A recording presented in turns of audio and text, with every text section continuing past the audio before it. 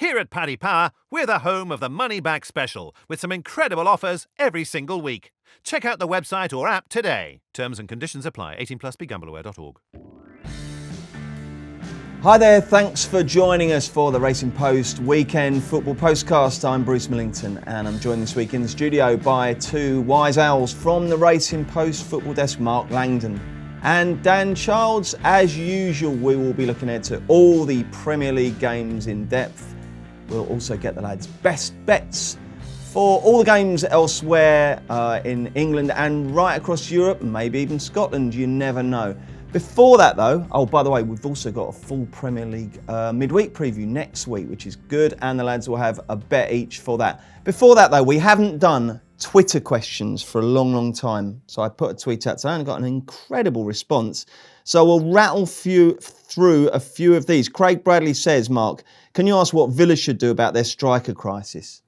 You buy one. No, I think I actually quite liked the way that they played when it was sort of against Leicester with Trezeguet, El Ghazi, and Grealish as like a floating free. Obviously, you can't play like that, for the whole season. I suppose. I mean, I thought somebody like a Batshuayi, a loan deal would kind of make sense, but. Sometimes you can find solutions within your squad. I'm not saying that Villa have got one in Kodja, but... Okay, so say Villa employed you to go and scout a striker for up to 20 million, who would you go for? It's who wants to come, isn't it? I mean, I would, if they wanted a striker and it could be anyone, I'd say Olivier Giroud's available for about 10 million, and I think he'd be absolutely perfect. But there's talk of him wanting to go, to Inter. So... it's a really... Ollie Watkins, maybe. I mean, Smith's had him at Brentford and get the best out of him. He has, yeah. I mean, would Brentford want to sell at this stage? But they are a selling club. Okay. Somebody like Giroud, I would have thought would be the ideal player for that. For the flair players they've got in behind. Jake says, I'm interested in your thoughts on the race for League One title and promotion. Who's going to win League One? Who's going to go up with them, Dan? Well, it's so tight, isn't it? Coventry, I think, have got a very good chance. They've sort of solved that. The away form was a problem for them. They hadn't won away until very recently. Picked up that amazing 4-1 win at Wickham and then won away. I'm trying to remember where it was after that, but they got 2 away wins in quick succession. So I think they got a good chance. Ipswich form's kind of fallen off a cliff, hasn't it? And Wickham as well. I know Mark fancies Portsmouth. I mean, they're going to have a good chance. I mean, it's an amazing market because like Pompey are around about like 9-1 or 10-1, and they're not that far off it. And they were a team I felt early on in the season were getting really unlucky, and maybe last season. They started quickly and then fell away, but maybe this time around they can do it the opposite way. And even Sunderland are going right now. Yeah. Rotherham at top. Right, so coming in, who's going to win it and who's going to go up? Dan? Mark? I'm going to go... I'll go Pompey to win it, Coventry second, Oxford through the playoffs. Dan? Coventry to win it, Portsmouth and Oxford. Okay. So we've done the same, but just in different combos. Yeah. Righto, Murray says, can Sheffield United finish in the top 6? Mark? No. Okay, Dan? Can who? Sheffield United? No chance, no. No chance, blimey. Blimey. The trouble is, I put something out about 1917, so I'm getting loads of film things in here as well. Is the first goal scorer Trixie the best value ACCA? If so, who do you have one for the weekend? Mark, do you like a little first scorer multiple? I used to like it when when you used to get the really juicy each way when they first came out and it was half the odds. The 3. The third the 2. What? No, half the 3. Yeah, and that, or and some did half the 5 and. You could get the Celtic favourite was about 3-1, and I really did like that. Who's your favourite? Because you had a fantastic tip last week, 16-1 Decore. Who's your current favourite player who offers value for first scorer, Mark? Decore's come in now. Do you know I quite like this weekend is Almiron, who is 16-1 Newcastle against Chelsea. Obviously, a bit of a joke figure in terms of he went absolutely ages without breaking his duck in the Premier League. Then he scored against your boys, wasn't he? Against Crystal Palace. And since then, he scored in his last 3 matches. He scored an absolute bucket load. You do get MLS. Streak players, don't you? Yeah, I mean, confidence. I just think it was like a real freak. He was missing chances, and he's 16-1 this weekend, so he might be one. Callum Wilson can't keep performing so poorly. I do believe in the old Jew one sometimes, so I'd stick him in as the second one, and I think Richarlison maybe for Everton against West Ham. Dan, you don't tend to focus as much on first scorers, do you? It's not really your thing, is it? It's more of a bit of a fun bet, really, especially since, as Mark's mentioned, the each-way value's gone. I would just throw in, you're looking at players with ability that haven't really had the chance to show it, so maybe like a Lo Celso, who's got ability, start to get a run in the side now. Certainly had a chance to show it the other day when the goalie passed it to him. And was another one of your winning tips. The one thing I like about first goal scorers, don't want to hover over it too long, but it's when players change positions. So like Decore, when you're just noticing that going from being a defensive midfielder to an attacking midfielder, or a left back to a left midfielder, that's what you're looking out for, I think. Okay, Otters says, my favourite football podcast of the year is the pre-season one. If you could pick one season-long bet now, what would it be? So if you're opening a new position, anti-post, what would you go for, Mark? Rangers to win the Scottish Cup at 3-1. Scottish Cup? It's absolutely... I think it's absolutely enormous. All right, you have a look at the Scottish Premiership outright. Rangers are 2 points behind Celtic with a game in hand. Fixed odds firms... I'm surprised they're outsiders for that. Well, yeah, I mean, fixed odds firms just about make Celtic favourites. Spread firms, Sporting Index, actually make Rangers favourites to win the Scottish Premiership. You have a look at the League Cup final, which Celtic won with their only shot on target in a game that Rangers absolutely dominated. The market sent them off. I think it was about levels. Then they played at Parkhead recently when Rangers got their revenge, and Celtic were odds against to win that game at Parkhead. So basically saying these are two teams of very similar ability. So has someone just not bothered to update the prices? I think it's a really stale market. I think it's something like 5-4 Celtic, 3-1 Rangers. Rangers have got Stranraer in the opening game, and Celtic got Partick. So it's not as if there's any, there's nothing to be. It's not like Rangers got Hibs away or something. So it might not win, but I mean you can't. You're getting the value. You're definitely getting the value. What about you, Dan? I'd have a look at League One. I mean, there's a lot because it's such a tight league. I'd have a look at Burton and Lincoln to reach the playoff. Lincoln are quite a long way off, but there's a real imbalance with their home and away games. They've played 10 games at home where they're really strong. And actually it's 11 now. They beat Bolton in the week and 15 away. So that's something to look out for. Burton tend to improve in the second half of the season. They're not far off. Higher up the food chain, I'd say Burnley to be relegated is a big price to me. Excellent. Someone else asked about Lincoln, so you've covered that off. Liverpool v Man City. This is from Matt. Liverpool v Man City Champions League final. Assuming everyone is fit, who goes off favourites and who wins? Dan? I think City will probably go off favourites. Isn't that mad? Isn't that incredible? I would with the teams at the moment, I would take Liverpool to win.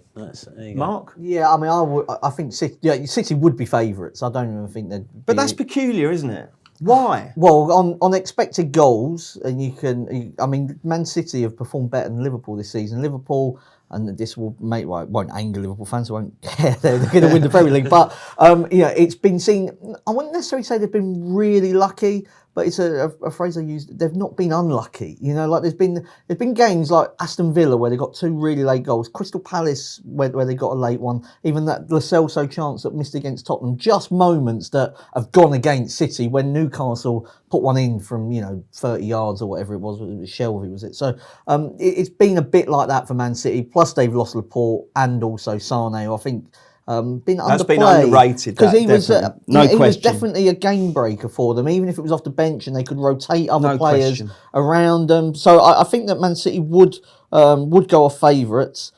I think that may influence my bet, which would probably be Liverpool. Liverpool know how to play City, don't they? They do. Do you ever cash out, lads? Dan? No, never. No. Mark? No. Why not? I just feel like you're playing the margin twice. Are you going to be better off in the long run? That is my, and if I started cashing out, I don't think I'll be better off in the long run. You're just wasting time doing it. One caveat I would have is, look, if it's an amazing amount of anti-post money and you think I just want a holiday out, or it's 25 to 5, and your ACCA is you're already getting the sort of money that could win you a lot. I did cash out once, yeah, and that was on an anti-post bet. It was back Watford to win the championship the season they came up. And they were 3-on going into the final day, conceded in injury time against Sheffield Wednesday, and Bournemouth won the title. So it was the right thing to do then. But I mean, generally speaking, the way I feel is I've had a bet because I fancy that bet. I don't have that bet in order to suddenly cash out when I can double my money. I mean, as someone once said, if you cash out, you're restricting your chances of winning big and increasing your chance of losing big, if that makes sense. I know it's a few weeks, said Tom, until the next round of matches, but are Man United to win the Europa League the worst jolly of all time?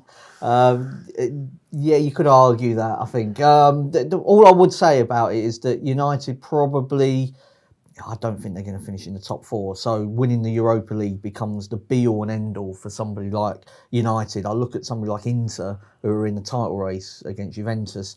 I mean, are they going to be that bothered? They got quite a nice draw, United, against Bruges. Not an easy one. Bruges did okay in the Champions League, but they're vulnerable favourites. Okay, so I'd look the other way around and say, who are you going to make favourites? And that's where it becomes a more difficult question, because it's hard to fancy a lot of the teams that are near the top of that mark. Okay. Stuart says, who wins the National League? Dan? National League.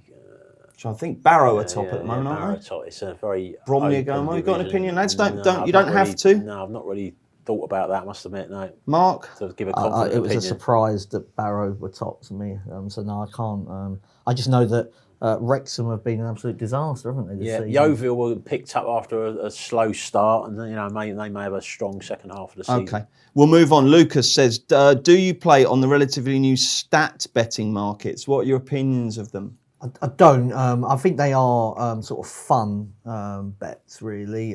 So I mean, they're probably not going to be sort of like to be able to have loads on. I think they're quite a fun way of betting. I wish that not all bookmakers offer both sides, and something I mentioned in the column today. Exactly, because some of the prices are just a joke, and I mean the traders must be literally embarrassed to put them out.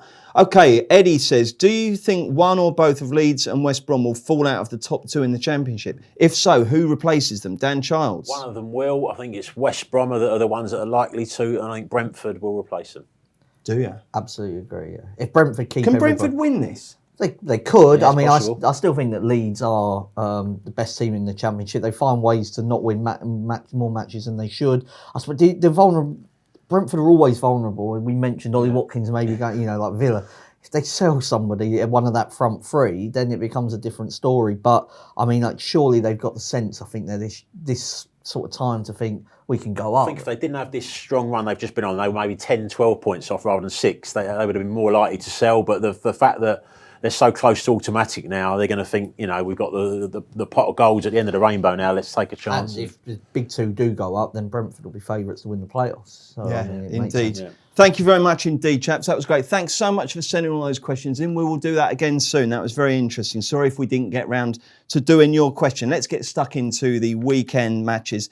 And we'll start with the Saturday lunchtime game at Vicarage Road, 12:30 on BT. It's Watford versus Spurs. I'm going to give you Paddy Power's match prices. Obviously, other prices are available, but this gives us a fair clue about what we're dealing with here. Paddy Power go 21-10 Watford, 12-5 the draw, 6-5 Spurs. We'll start with the most famous Watford and Tottenham fan in the land, Dan Childs. I think I would edge towards Watford here, actually. I just think if you look at the recent form of these sides, just performances and results, a lot of positives with Watford at the moment. Turnaround happened shade before Pearson coming, actually. They were doing better, playing better under Hayden Mullins for a couple of games without getting the results.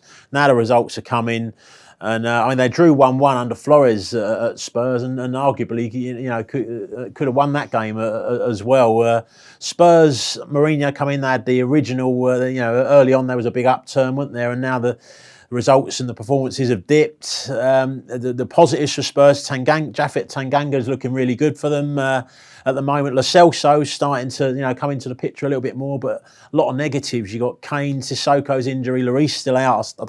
Gazaniga just gives me heart attacks a lot of the time watching him play recently. And Dembele's a big loss as well. The Eriksen contract situation, just so many negatives, and Watford on a great run. So I got a tight game, but I think Watford draw no better odds against is worth taking. What do you fancy, Lango? Yeah, I've got the same tip there, Watford draw no bet. I mean, 4 wins and a draw in the last 5. That includes home wins over United and Wolves, teams probably similar in ability to Tottenham. And Spurs have, had their vulnerabilities, particularly away from home. Lost at Southampton, drew with Norwich, drew with Middlesbrough in the FA Cup when they put out a strong team. They've only kept 2 Premier League clean sheets. I think actually, weirdly, performances, I thought they did much better against Liverpool than most people gave them credit for. Mourinho got a lot of stick afterwards, but he got more stick for losing 1-0 to Liverpool than what Pochettino did for not winning an away game for nearly a whole year. But that's just, Mourinho brings that kind of on himself. And I think that does bring with it, some pressure. And I'm not sure that Tottenham are sort of playing how he wants them to yet. It's still a squad made up of Pochettino players trying to play Mourinho's football. It's not quite there yet. Sorry, with your Tottenham fan hats or your Tottenham scarves, are you happy with Mourinho, Dan? I'm middle of the road at the moment. I was happy. I must admit, I wanted him to come in. I thought he was the right choice at the time. I think he's got a lot of problems to sort out. I think the focus I think had gone from the manager. I think that's transmitted itself to a lot of players, and the injuries he's got recently. Just when it looked like it was turning around and performances were turning around, he lost to Ndombele when he was playing really well. To Harry Kane, massive blow. Sissoko, you've lost your first choice. So you're not sure. I'm not totally sure because often he has an instant impact and then it fades. And it's the long term I'm worried about, but short term he's got excuses because of the injury situation. How about you, Mark? I don't mind him. I think he's like as I mentioned earlier, I think he's been quite harshly judged on recent results. I mean, they are missing, I think what you'd say were 5 of really important players, and that's difficult to take. I think next season's where you kind of judge him. Okay, let's do the 6 non-televised Premier League games next. I'm Jose Mourinho. I know a thing or two about being special. English Manager of the Year 3 times, special. Winning the daily jackpot on Paddy Power games, not special. Understood, Jose. Yes, someone wins an average £40,000 jackpot every single day. So if you win, don't think you're special. Daily Jackpots by Paddy Power Games. Jackpots must be awarded by 11 p.m. and vary from day to day. Jackpot is shared with other operators. Available on selected games. T's and C's at paddypower.com. 18 plus BeGambleAware.org. Welcome back. Soccer Saturday will be a good watch on Saturday because we've got 6 3 p.m. games in the Premier League. Let's spin through them. We'll start with Arsenal versus Sheffield United. Paddy Power go 4-5 Arsenal. No thanks. 5-2 the draw. 7-2 the Blades. Mark, who's going to win this? I'm not sure. I'm going to go under 2.5 goals as the best bet. Actually, you have a look at Arteta's 5 games. The only one that was over was the Chelsea game when it was 1-0 till really late on, and Leno makes the mistake. If not, Arsenal probably win that one tight. You look at Sheffield United. 9 of their 11 away games have been unders. That includes trips to Tottenham, Man City, and Liverpool. There's no Aubameyang, so I just expect this to be a sort of typical Sheffield United performance, and it won't be easy for Arsenal. What sort of price are you hoping for on the unders? Oh no, the unders is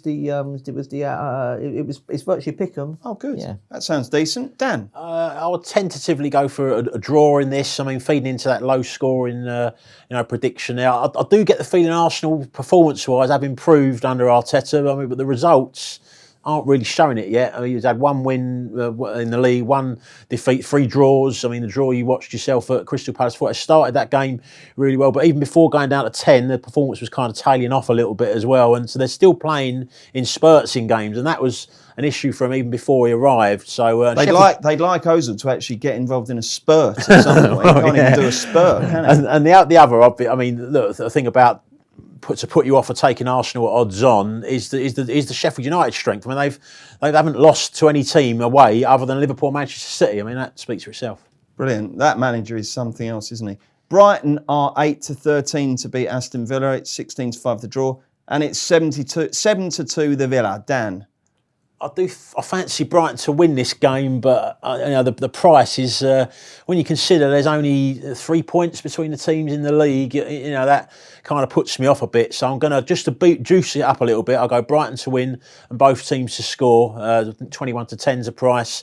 Villa, I mean, they've got a lot of weaknesses at the back, as we saw. I mean, Man City ruthlessly exposed that. But they do score goals. They've got 28 goals, which is more than any other team in the bottom half. So Grealish is always, likely to create or maybe score himself. So Brighton to win and both teams to score. Who do you like, Mark? I like Brighton, but I'm 8-13 for a team that's won 2 of their last 11 matches, knocked out the FA Cup by Sheffield Wednesday. They're winning more admirers than points. They are, and I think because they're so good on possession, and their expected goals are decent.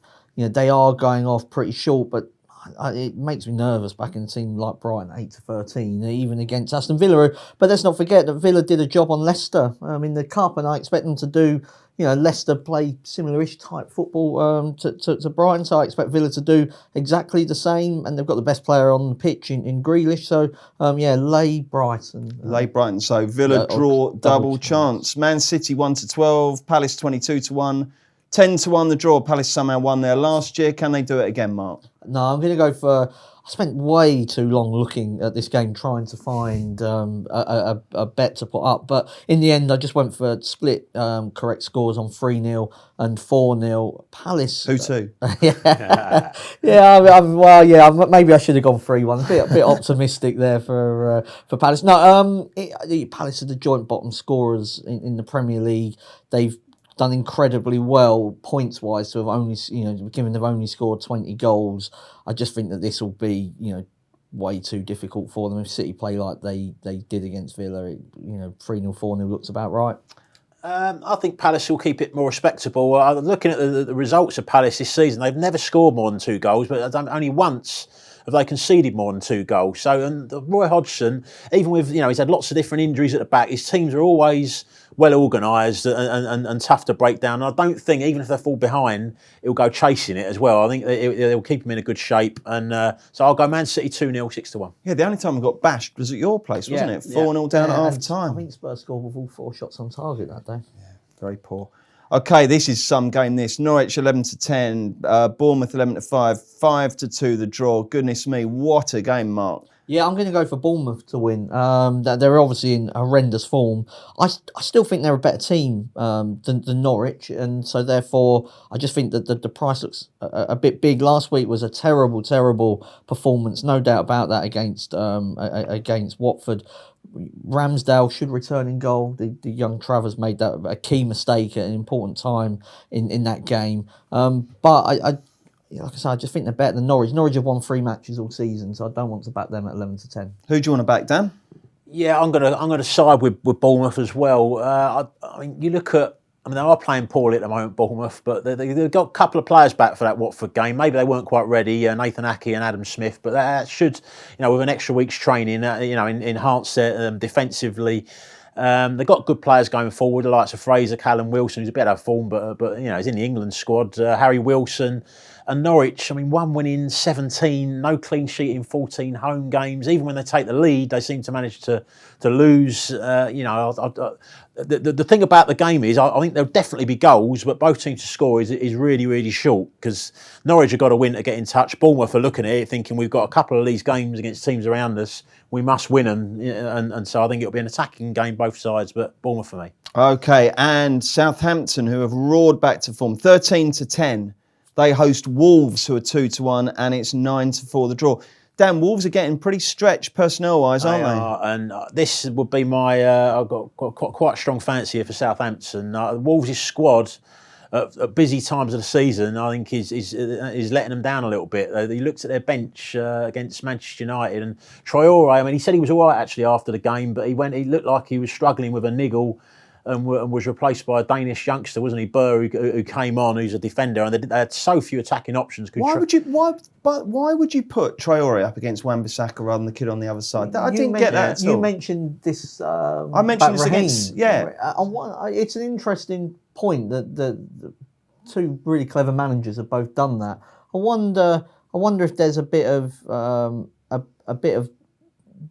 if you put that player there, it stops Wan-Bissaka from even venturing forward at all. I don't think they fear Wan-Bissaka venturing forward. No, but I mean, it seems a bit odd. It does pin him back completely. It is an interesting one, but but both Guardiola and Nuno have had the opportunity to to test out somebody weaker on the left hand side, and haven't done it. So what you're saying is, if you think you know better than them two, do? No, I don't. No, but no, it just, no, it I just think seems it's a an bit. interesting It's point. peculiar. At least with Sterling, they ended up interchanging like mad, didn't they? So he started on the left, but with Traore, I mean, you can't pass Wan-Bissaka. It just doesn't happen. It's incredible. So what are we going to do for a bet? You like Southampton? I like Dan? Southampton. I just think that Wolves, he's gambled by picking great that he's picked his strongest team for the FA Cup to win the tie, but that was on the Wednesday. You've now got a tough game on a Saturday against Southampton. 7 wins in 10. Ings has got 10 goals in his last 10 starts, so lots of reasons to back Southampton.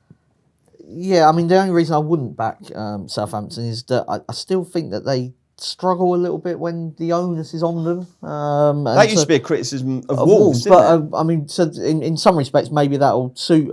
It's the onus is on them derby, isn't I mean, it? yeah. So I'm gonna go for the draw, and maybe even a 1-1 correct score. 8 of Wolves' Premier League games this season have finished 1-1. Southampton really tightened up. Only 13 goals conceded since that 9-0 humiliation in the 10-match form table. They're third to only Liverpool, Man City. So they are doing really well. That includes strong performances, Chelsea, Tottenham, and Leicester. It's just now everybody expects them to start winning. That's when I'd worry a little bit for them. Okay, this is another testing game. It's West Ham versus Everton. It's 2-1 West Ham, 23-10 the draw, 13-10 Everton. I got to say, Everton look a little short to me, but I'd be interested to see what you boys think. You're going to tip Everton, Mark, aren't you? No, I'm not. I'm going to tip draw. I think if I was going to go for somebody draw no bet, it would be Everton, but they have only won 2 away games. It's just, I'm not sure really where West Ham are heading at the moment. That was a really odd performance they put in at Sheffield United, albeit that maybe it was a tight game. They could have got something out of it in the end, but they didn't create anything. It was a really negative performance. Nobody upside Haller, and even when he made subs, he didn't really sort of give any kind of attacking impetus to the team. So I think a draw, I think that's the way Moyes' looking to play. I did have a look on the Ancelotti's never beaten David Moyes as a man. They've had four goes and he's never beaten him, but maybe that'll continue. I'm going draw. This could be the last game on Match of the Day, couldn't it, Dan? Could well be. I'm going to go with a draw as well. Moyes has tightened them up. I mean, he was... his last 3 games as manager, his first spell, they can only conceded 1 goal. His first 3 games of this spell, they've only conceded 1 goal. So there is an improvement there defensively. I mean, just a horror mistake there, wasn't it, from Martin that's led to the only goal conceded. I thought it was Balbuena's mistake.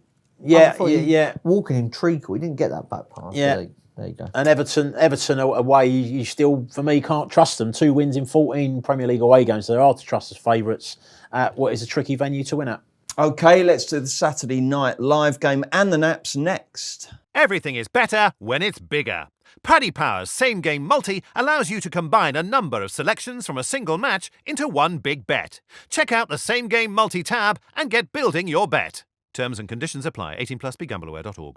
Welcome back to the Racing Post Weekend Football Postcast. It's Bruce Millington, Mark Langdon and Dan Charles. Let's do the live Saturday night game at St James's Park, 5:30 on Sky Sports. Newcastle versus Chelsea and Paddy Power bet.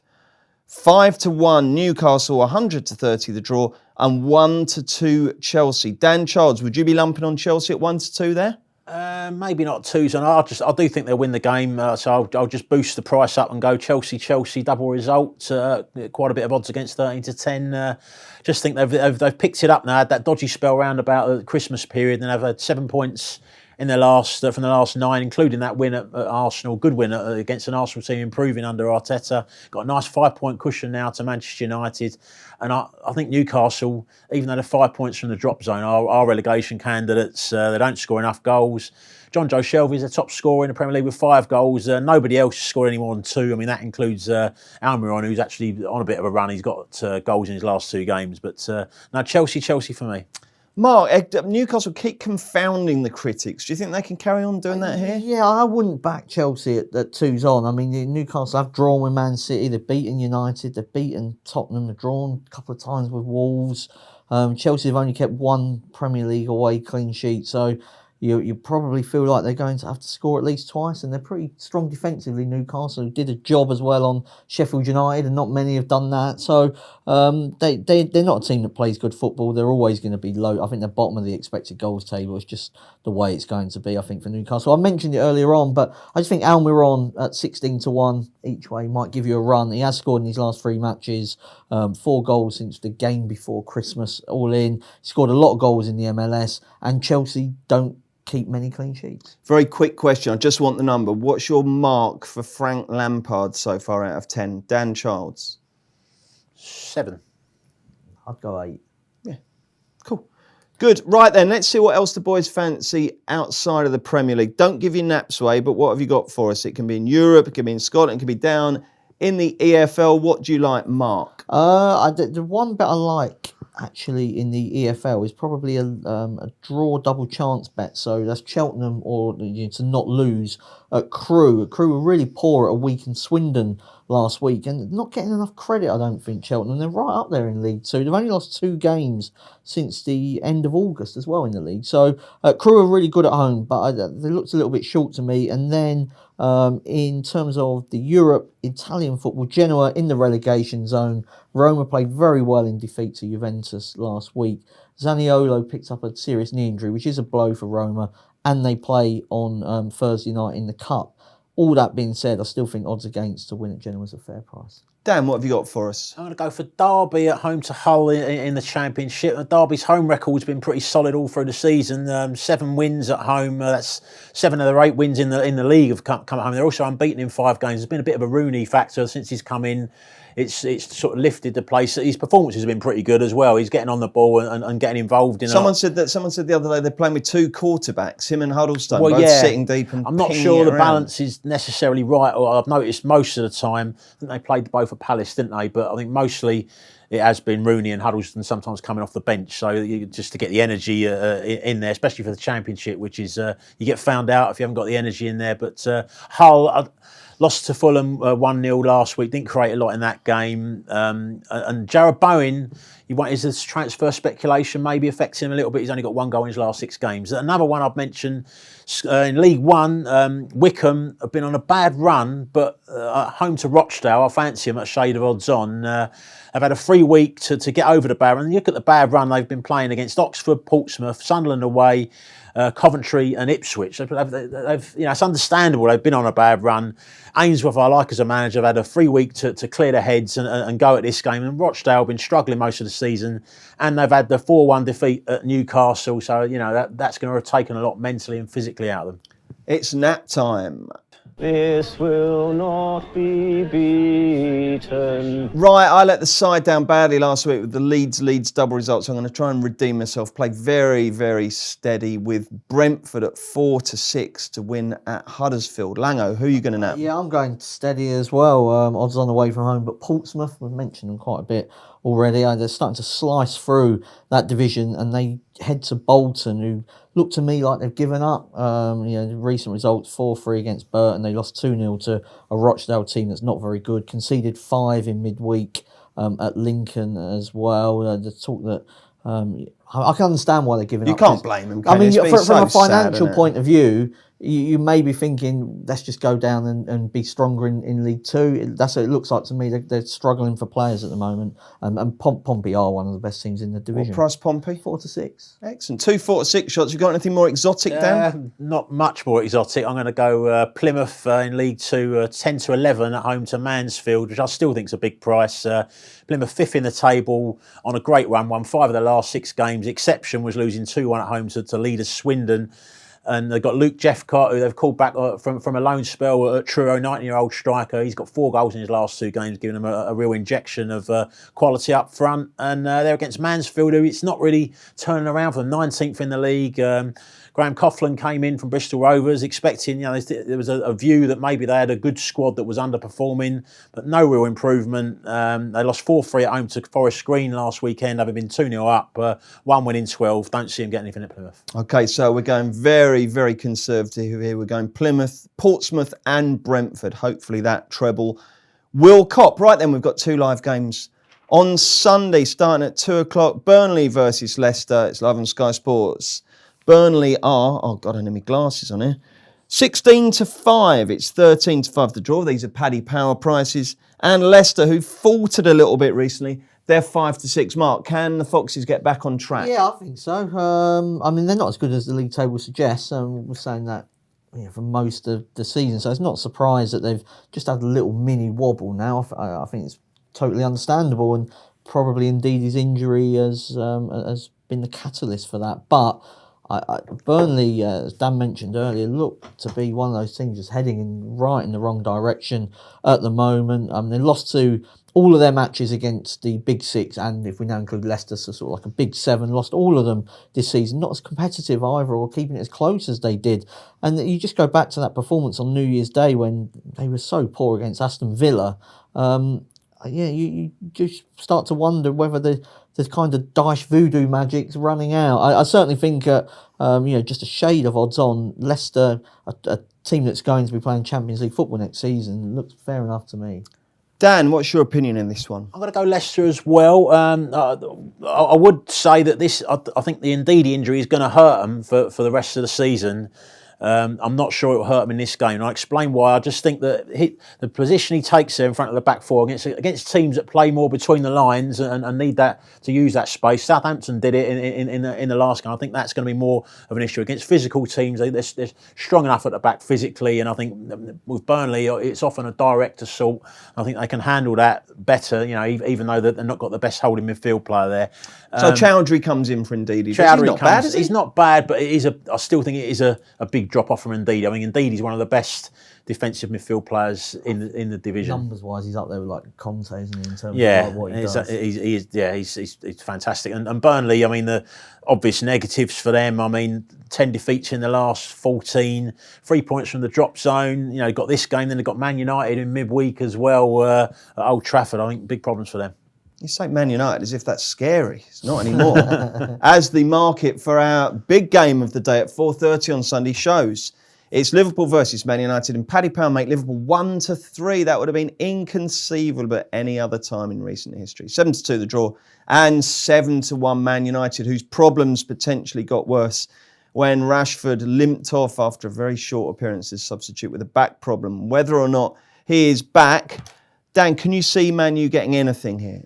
No, I actually think you could argue Liverpool should be shorter when you look at statistically the run that they're on, the 29 out of 30 Premier League wins, 37 games in all competitions at home without losing. They're probably, it's just the derby factor, I think, is the reason that the prices are as competitive as they are. I do think Liverpool will win. I'm going to go to boost the price. So Liverpool and under 3.5 goals at a shade of odds against, which I think is a good bet. What we've noticed with Liverpool, apart from that Leicester game where they kind of ran riot, they've actually 9 of the last 10 games they've not scored more than 2 goals. So they've been relying a lot more on that defence that was at the start of the season was a little bit shaky, but they've really tightened up at the back. I think they'll be able to rely on it here as well and get the points. Can you see a shock, Mark? No. Klopp's only won one Premier League game against Manchester United. So if you're looking for... And then Salah's never scored a Premier League goal against United. So if you kind of... if you're a United fan, you're probably hoping that can sort of, stay the same, and that, United are the only team to have avoided defeat against Liverpool in the Premier League this season. It took a late Lallana goal to keep the unbeaten run going. But there's a massive gulf between the two teams at the moment. There's no doubt about that. Hopefully me and Dan's bets can both win. I'm betting slightly against him here, but it's Liverpool to win and over 1.5 goals. So it just needs 2 goals. So you're just taking the 1-0 out of the equation? Yeah, you are. And the 1-0's only happened once. But you're getting it at 4-6. So if you want to take on a 1-3 shot. Really? Yeah. You're getting 4-6 just for taking... Yeah. That sounds like a very good way of enhancing it. Yeah, I mean, 1-0 is still... I mean, these games do tend to be relatively tight, I think, as Dan was sort of pointing to. I'm just hoping that this one bucks the trend, really, and that Liverpool... If Liverpool play like Liverpool have been playing, then, they'll win well. I mean, they only beat Tottenham 1-0, so there is... And they only beat Wolves 1-0, so it's not something that, you have to... you have to say... it's an absolute certainty, and it's a much better way, because a 1-0 is still, a fair runner. But I just think if you want to take on get a bit more out of the price. That might be the way to do That it. seems very sensible. The golf and all between these teams. I mean, there's a 27-point gap between the teams, and there's a 13-point gap between Man United and the relegation zone. I mean, that gives you an idea of the golf. I mean, Liverpool have also last 8 Premier League games have copped for half-time, full-time back. So I mean, they're not just they're just beating teams up, and we saw.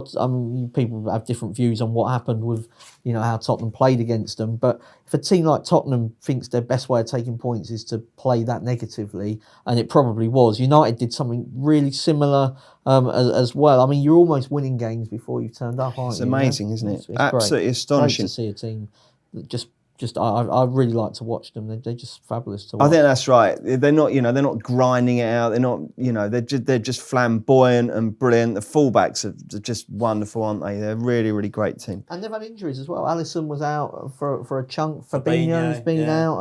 I mean, I would easy now. I mean, that could have derailed. I mean, the goalkeepers. I mean, Man City had problems when they went to Anfield. They had too many players out for a big game. But I mean, I think they've had injuries. Keita's been out. The centre half, nearly all the centre halves have been out. I think apart from Van Fabinho, Dijk. if you look at the players, best to stop other teams scoring, you've got the goalkeeper, Fabinho, and Van Dijk, and you could say they've lost 2 of them 3. So that's. They've overcome that pretty well. What I'm saying is, I don't think they've. It's not you couldn't say that's why they're doing so well is because they've had a good run. Okay, let me turn that around. If Van Dijk had got injured when Laporte got injured and Laporte had been available all season, what would the gap be now?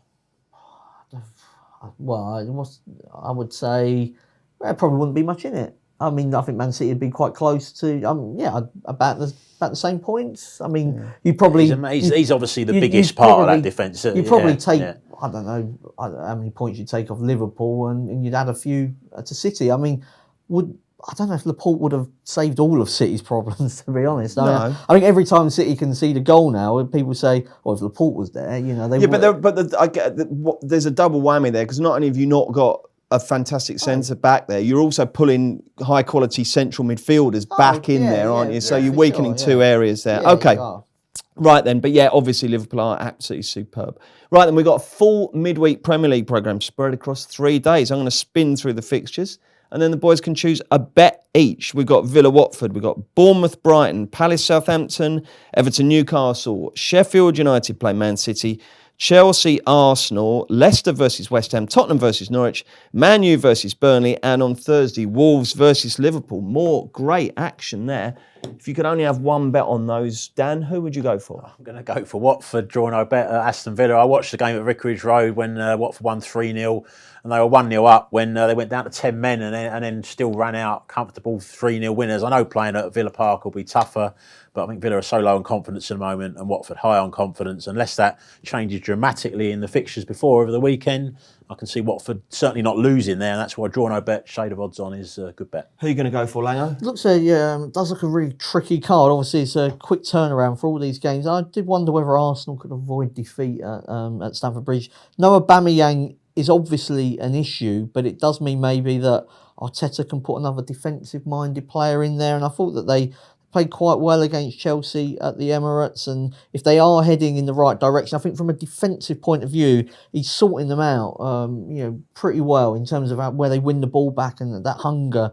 That might sort of actually, be better as we go forward with Arsenal, into not losing matches. Whether it actually turns them into a great attacking force, I don't know. But I think he's sorting the defence out. That's been sort of part one of his remit, and I think he's doing that quite well. They're not giving up quite as many chances as what they did. I could have had 10 goes, and I wouldn't have said you'd have Arsenal to get something at Chelsea. I'm amazed, but yeah. We shall see. I'm not mad on. I think Chelsea are going off pretty short as against 2-0 against Newcastle. It just feels a bit short. Are you going to see any live football between now and when we convene next Thursday? No, I'm not going to a game this weekend. No, Dan, you at Watford? Yeah. Watford v Spurs. Yeah, Watford v Spurs. Actually, that's one where the half and half scarf salesman he's got a potential market there. Today, I bought a ticket because they were selling tickets for a game that might not even happen for Watford against Manchester United in the FA Cup fourth round. They're selling the tickets today, and they'll refund if Tranmere knock Watford out. I see. That's quite good, isn't it? So you've hedged. That's like when you get the Champions League draw, don't you? Sometimes you think, well, we can only draw there or there, so I'll nick a quick Ryanair flight and excellent stuff. So no live football, Mark. No. How many games will you watch, do you think, between now and next Thursday? 10, maybe. Dan? Probably live, only 4 or 5, but I always religiously watch the all the Championship Quest 2 hours every Saturday. So yeah. You married well, lads. Can only dream of that. Right then, thank you very much indeed for joining us. Don't forget, if you enjoy the shows, please do make sure you rate, review and subscribe wherever you're watching or listening, and that now includes Spotify. We've got the Racing Postcast tomorrow, looking ahead to a great race at Ascot and loads of other brilliant action across the weekend. And we're back next Thursday for another Racing Post Football Postcast. Friends, or maybe more. Earn a 20 quid free bet for every friend you refer to Paddy Power, thanks to our Friends with Benefits programme. Log in to your Paddy Power account and share your referral link to get started. Terms and conditions apply. 18+, begambleaware.org.